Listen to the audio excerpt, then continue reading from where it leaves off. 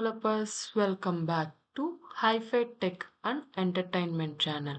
In today's video, I will explain you the complete setup of SAP Build Apps and also SAP Build Process Automation. So let's get started. First, to install our SAP Build Apps, you need to log in your BTP. Then once you click on trailer account, here we have an option called boosters. Here you need to select SAP Build Apps. If it's not there, just search for it. Yeah, SAP Build Apps. What you have to do is just click on Start. Once you click on Start, the all the configuration steps will be selected. Then next. Here you need to select your account. Then next. Here within the configuration section, you have to give your, if you already have the sub account trailer one, automatically it will populate. If you have any sub account, it will show it here. Then you need to add the users. These all things already I maintained it, so no need to maintain it for me here. In your case, if you not, this is the first time if you are configuring, maintain your email IDs here. Then click on next, finish. Once you click on finish, the installation step is completed. You can see that the following build apps in your instance and subscription section. Now close it. Then what you have to install is SAP Business Process Automation. For that, go to your instance, yeah, trial account. Already, if you see in the instance and subscription, you can see the SAP Build Apps. Now I'm going to configure the SAP Build Process Automation. For that, go to your service marketplace. Here you have to enter the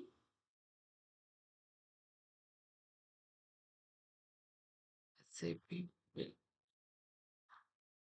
Process Automation. Yeah. Click on Create.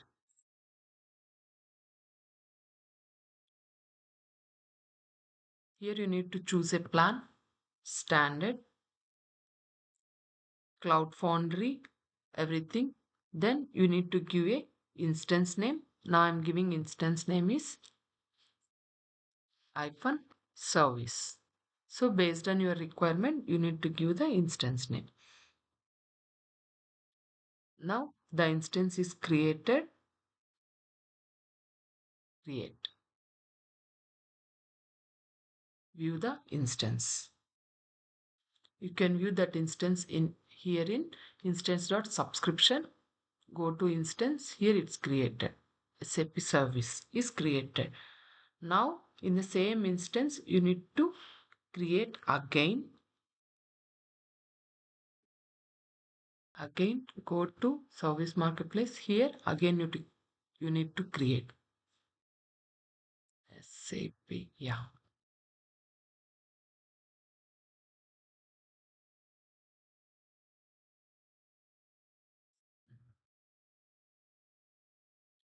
SAP. Yeah.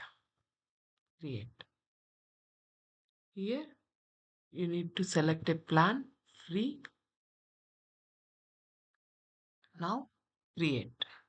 Now this widget will run and you can see the process and you can see the subscription, everything. Now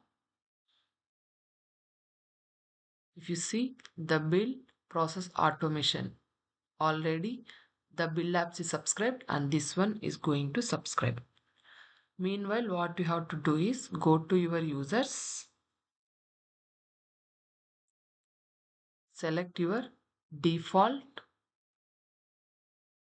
Here assign the roles.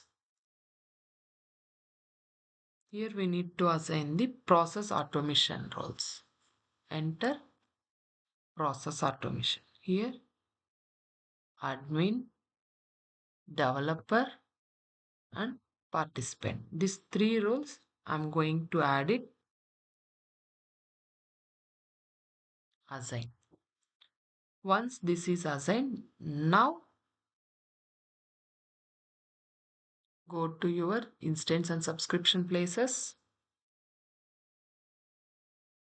Still it is in process. It has to change to subscribe mode. Wait, we have to wait for that time. Before going to create our build automation process, first we will add some destination to our CAP service. For that, go to destinations. Here I'm going to create a destination. So already this destinations I'm going to use it now. What I will do is just I will download it. Yes, it's downloaded. This one I'm going to import it to my destinations. Import the destinations. Open. Yes, now you can see all the details of the destinations. You can see the URL, no authorizations and everything. Click on save. And you need to check the connectivity of the destinations. Yes, it is connected. Now your destinations, everything is connected. Now let's start the SAP Build App. For that, go here and open the SAP Build Apps. Here we are going to develop a complete structure.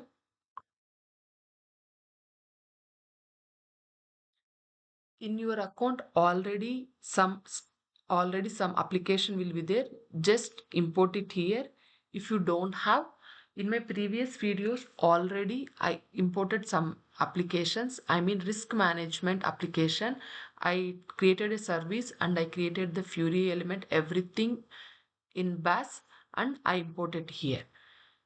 Now for practice purpose, I will share you this URL. I will share you this URL with you. Please use this application for your SAP Build Apps development. What you have to do is, first you have to download this application. Already I downloaded it. I will show you here. Yes, see this app. This app I'm going to import it here. For that, how to import this? Here we have an option, create instance, build app application. Here, if you refresh, already I imported the risk management. Now I'm going to import a new application. Here we can do drag and drop, or by using browse files also you can import it. This is the shopping cart app. I'm going to import it now.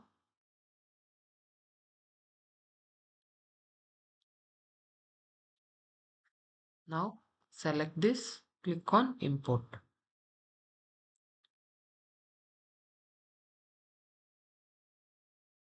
Yes, now it's imported. You can see the shopping cart app in your SAP Build Apps. Here, first step what we have to do is we have to enable our BTP authentications.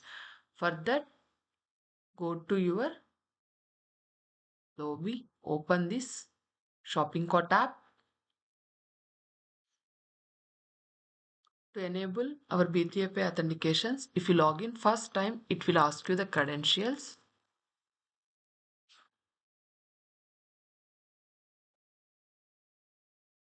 Yes, now it will log in. So with this new project, first go to the app settings, authentication. First click on enable authentications. Here we need to select the SAP BTP authentication. Click on OK. Then if you see here, the BTP configuration, everything is set up. Now click on save. The next step what we are going to do is we need to enable the data entry. So since we already performed the steps in this tutorial, we already include the all data plan. For that, go to your integration section tab. Here we need to add integration. Once you click on add integrations, here we have three options: visual code functionality, SAP build library, and SAP systems. We need to select SAP systems. Here if you see, we need to find the code jam organization service. This one already we configured this destinations, so this destinations we are going to use it. So click it. Then once you maintain this, here it will show you all the entities available in this service. So click on install integration. Now select the products. Here you can see complete table data and everything. What you have to do is enable data entity. Now you can see entity is enabled.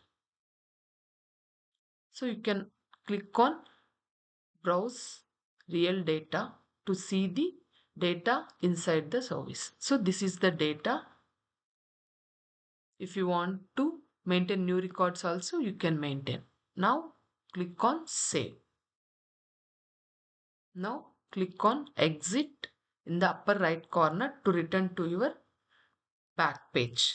I mean integration screen. Now you can see the products integration part is enabled here within this system. Now what I will do is I will create a data variable. So these data variables are used to hold the data from the external data source, I mean SAP systems or other third party APIs. So when you create it, they automatically comes with their own logic cabinos, and with logic that retrieves the data automatically. You don't have to worry about the logic. So you can bind the data in the variable with your UI components. So in order to display the data, what you have to do is click on the variables. So here the variable icon will be there. Once you click on variables, if you will get some big text box, welcome to the variables, like this. So first, to learn what things will be there, then you can close it. So here it will allows you currently logged in the user, text inputs from the form, loading the state of the current pages, and data records fetched to your backend. These all things will be happen. Just got it. Now the first step what you are going to do is, if you need any help, here we have an learning intro will be there, you can learn it. The first what I'm going to do is I will select the data variable on the left side. Here we have an options for data variables. Now select it and click on add data variable. Once you click on add data variable, here we can see the products already we integrated. Select the products. Now keep the default selection source as a right panel. Collect the collection of data records. This one it will be selected defaultly. So if it's not selected, please select it. If it is a single record, select the single data record. Then click on save. Now we added the data variable. Now I will show you how to add a containers to the home page. For that, go to your user interface. So here you can see all events of our apps, mobile structures, and if you want to change the UI size and drop down everything, we can see here style option tabs, just like your previously. If you are aware of that, we have and some open portal will be there to develop our UI structure same way, and you can see there itself how the application structure will be. That all things here also it's available based on your type of your template. You can select it and you can see how the application looks like. And also from the code tab of the left panel, essential things, here there will be a container component on the canvas. You can drag and drop like this, drag it, drop it like this. So with the container selection, if you double click the component name, that all properties will be enabled here. Here down. You can see that here. So this is the alternate way to select our component, and here we can change the name of the component's name. Now what I will do is I will change the name container hyphen product details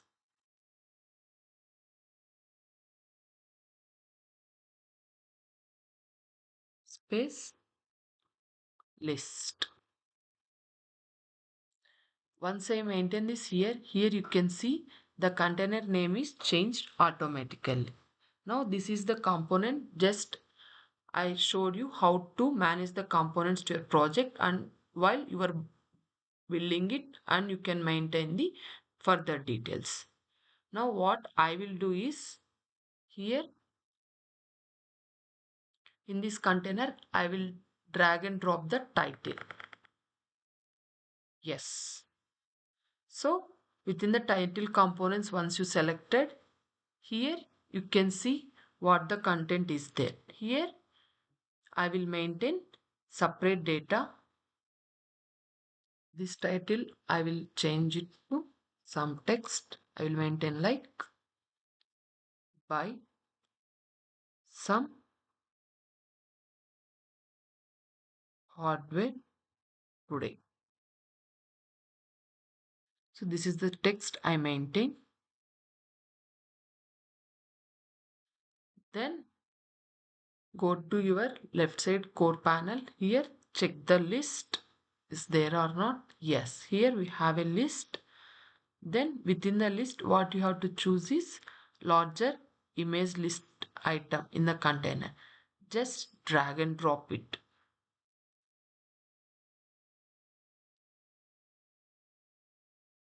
from here to here.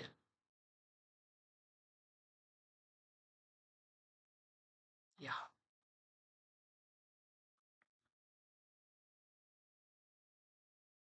Yes. Once you click on drag and drop, here you can see within the layout, you can see the changes. Now with the large image list item selected, click the binding icon for the repeat property. For that, here we have an option repeat.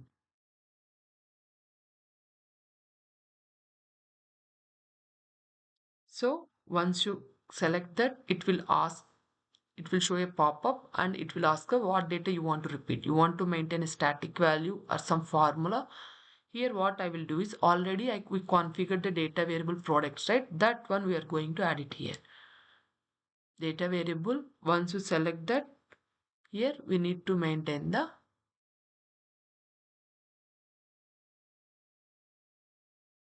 product one. This one we created, right? Now click on save.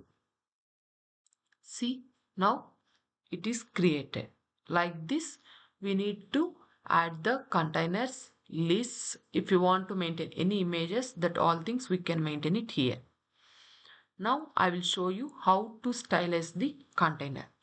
How for that we need to select the list. Once you select this list, open the stylish tab.